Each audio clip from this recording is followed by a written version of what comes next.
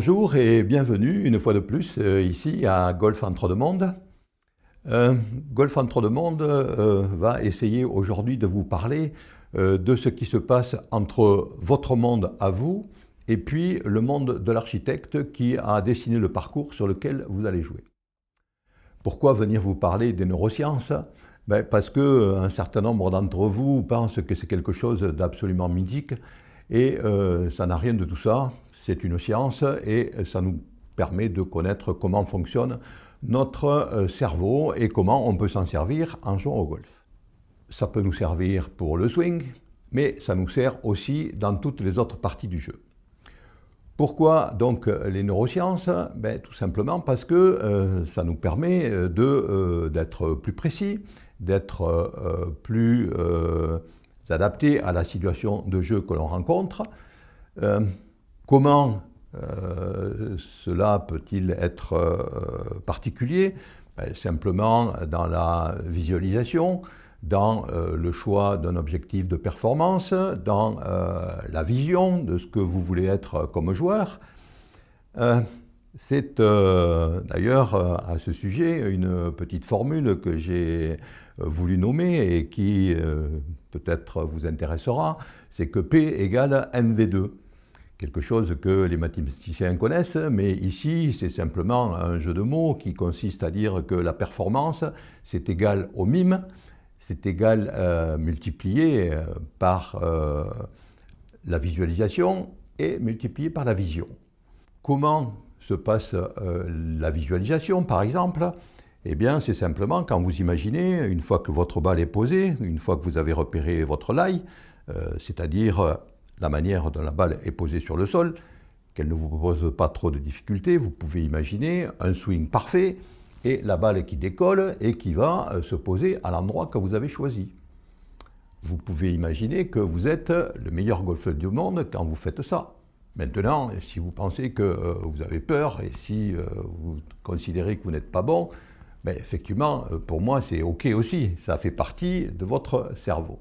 Lorsque on veut essayer de matérialiser cette visualisation, c'est assez simple. On peut choisir un chip, par exemple, et parce que le retour est très rapide, vous imaginez votre balle qui décolle en ayant fait votre placement comme vous l'a appris votre moniteur, et puis la balle décolle, va se poser sur un point, et la balle va rouler jusqu'à l'endroit où vous l'avez forcée. Qu'est-ce qui peut se passer d'intéressant pour les neurosciences à ce moment-là? C'est de prendre le point d'impact, de fixer ce point, et lorsque vous fixez ce point, votre cerveau est tellement occupé qu'il ne pense pas à autre chose. C'est-à-dire que vous n'aurez pas de pensées parasites qui vont venir vous gêner à l'intérieur de la préparation de votre coup. C'est quand même super intéressant. Parce que à ce moment-là, vous n'avez ni crainte, ni peur, ni doute, et votre coup peut être réussi d'une meilleure façon.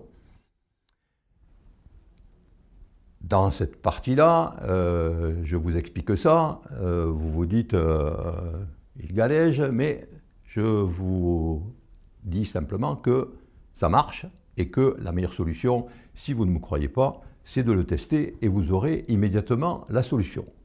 Peut-être certains d'entre vous l'ont déjà fait et ont remarqué ce que le cerveau nous permet, à savoir qu'il ne fait pas de différence entre la situation réelle que vous voulez jouer et la situation virtuelle que vous avez imaginée. C'est un des éléments importants parce que lorsque vous allez vous entraîner, lorsque vous allez vous préparer, tout ça va vous permettre de gagner beaucoup de temps.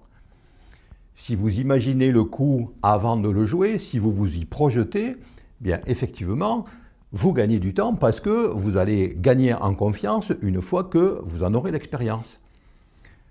Le mieux dans ces cas-là, c'est de vous imaginer en cours de semaine comment se passe la visualisation et ensuite comment vous allez l'utiliser le samedi ou le dimanche quand vous allez jouer.